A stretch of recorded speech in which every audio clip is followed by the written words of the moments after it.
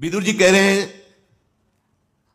ये ध्यान से सुनो, ये अकाल मृत्यु प्रदान करने वाली बात है। जो हरणम च परश्वानाम परदाराभिमर्शनम सुहृदश्च परित्यागस त्रयो दोषा क्षयावह। आयु नष्ट हो जाती। मान लो आपकी 80 वर्ष की आयु निश्चित की गई, अब आपने ऐसे आचरण शुरू कर दिए तो आपकी आयु नष्ट होना प्रारंभ हो जाएगी, आप अकाल मृत्यु के शिकार हो जाएंगे। क्या? दूसरे की स्त्री को फुसला करके विश्वासघात, मतलब उसके पति से मित्रता की, बड़ा विश्वास दिलाया और उसकी स्त्री का दुर्वासना का खेल, अब आपकी आयु नष्ट होगी। देख लो, इतिहास साक्षी है, नष्ट होना पड़ा। आप क्या चीज हो? जो बड़े बड़े तपस्या से के धनी थे, रावण आदि, विनाश हो गया। कुंभकर्ण जब जगा तब यही कहा, तेरी बुद्धि नष्ट हो गई, जब तू हरण करके लाया था उसके पहले क्यों नहीं पूछा? ये कृत्य तेरे पूरे वंश का विनाश कर देगा। पर ठीक है, तूने मुझे जगाया है तो मैं देखूंगा, पर ये निश्चित बताता हूं, तूने अच्छा नहीं किया, तेरा सर्वनाश निश्चित है। कुंभकर्ण ने उपदेश किया था, रावण ने कहा तुम्हें इसलिए नहीं जगाया कि तुम्हें प्रवचन करो, युद्ध करो जाके। ये कार्य आपकी आयु का, श्री का नाश कर देगा, वैभव का नाश कर देगा। आपको अभी लगता है कि नहीं, कहा नाश हुआ, मनमानी कर, आने दो, बीज बो गया है, थोड़ा अंकुरित होने दो, फिर तुम्हें खुद पता चल जाएगा।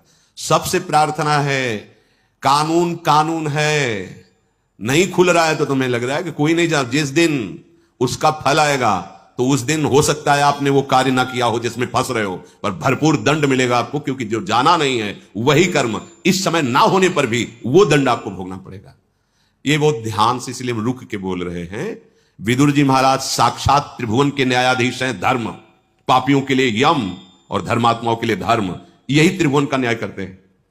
ये न्याय विभाग है, जैसे धन विभाग कुबेर जी, जल विभाग वरुण देव जी, वायु विभाग अग्नि विभाग, ऐसे ही ये न्याय विभाग है हमारे त्रिभुवन का। उसके अधिपति हैं धर्मराज स्वयं। वो स्वयं विदुर जी के रूप में मांडव ऋषि के हिसाब से स्वयं पधारे हुए निर्णय कर रहे। अकाल मृत्यु, आयु का अपहरण, जो मित्र बनाया, विश्वास दिलाया और उसकी स्त्री के साथ, या स्त्री अपने पति पर विश्वास जताकर दूसरे पुरुष से, तो ये मजाक मत समझना कि अरे सब ऐसे नहीं। पति वंचक पर पति रति करई, रो रो नरक कल्प सत परई। बड़ा सावधानी का विषय है। जैसा आपके भाग्य में संविधान है, गृहस्थी में शांत रहो, गंभीर रहो। ये कुछ नहीं है इधर उधर रूप रंग देखकर जो मनमानी आचरण, ये तुम्हारी आयु को, तुम्हारी श्री को नष्ट कर देंगे। दूसरे को विश्वास दिलाकर उसके धन का अपहरण कर लेना, विष दे देना, मार दिया, धन ले लिया, छीन लिया आदि। और संत जनों की अवहेलना करना, जो सुहृदस्य आपको अपने परिवार जैसा दुलार करते हैं, आपको अपनी आत्मा जैसा दुलार करते हैं, वो आपको जो उपदेश कर रहे हैं, आपको जो शासन कर रहे हैं, वो आपके मंगल के लिए, आप उनकी आज्ञा को उल्लंघन, अपमान, अवहेलना, आपकी आयु श्री सब नष्ट हो जाएगी। साधु अवज्ञा तुरंत भवानी, कर कल्याण अखिल के हानि।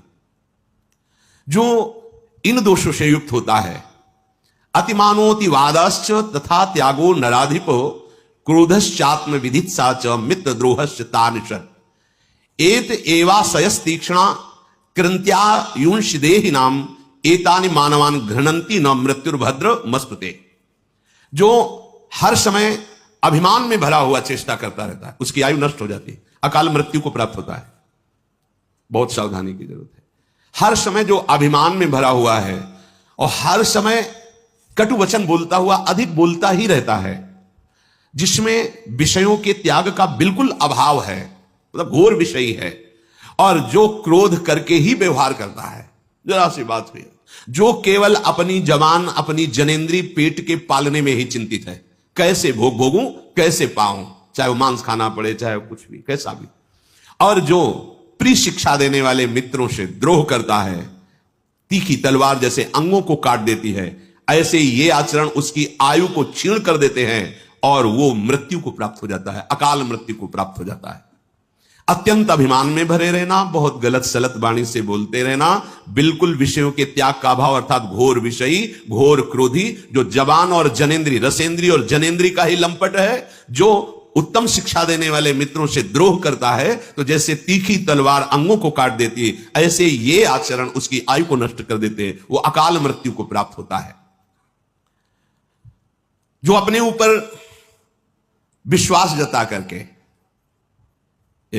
विश्वस्तस्य येति यो दारान यश्चापि गुरु तल्पगा, उसको मित्र बनाता है, बड़ा विश्वास दिलाता है और फिर उसकी स्त्री के साथ समागम करता है। वहां भी सारे में वर्णन, यहां भी वर्णन। और जो पूजनीय गुरु के समान, जैसे माता है, बहन है, बड़े भाई की पत्नी है, ये सब गुरु के समान पूजनीय है। जो इनके साथ गलत कार्य करता है, इनकी आयु नष्ट हो जाती है, इनका बुद्धि नष्ट हो जाती है, इनका श्री वैभव नष्ट हो जाता है। बहुत ध्यान से सुनो, यही हमारी ऐसी गलतियां होती हैं जो हमारी बुद्धि को भ्रष्ट कर देती है, हमारे जीवन को नष्ट कर देती है। पहला, किसी से भी मित्रता करके ऐसी भावना मत करो कि उसके घर में जाकर विश्वासघात करो उनकी पत्नी के साथ, ऐसा। और जो आपकी पूज्या है, जैसे माँ है, बहन है, बेटी है, बड़े भाई की पत्नी माता के समान मानी गई है, पूर्व में चरण छूते हैं, मां के समान उसको समझते हैं, तो इनको गुरु तुल्य मानना। जैसे हम गुरु को आदर से देखते हैं, ऐसे बेटी के प्रति, बहन के प्रति, अपनी माता के प्रति, ऐसे बड़े भाई की पत्नी के प्रति हम ऐसे भाव, अगर ये इनके साथ गलत भाव, तो आपकी आयु नष्ट हो जाएगी, आपकी श्री कीर्ति नष्ट हो जाएगी। जो किसी के भी साथ जो नीच आचरण वाली स्त्रियां हैं, अर्थात जो अर्थ आदि के लिए अपने देह को बेचती, ऐसों के साथ उसकी आयु नष्ट हो जाती है, उसका श्री कीर्ति नष्ट हो जाती है।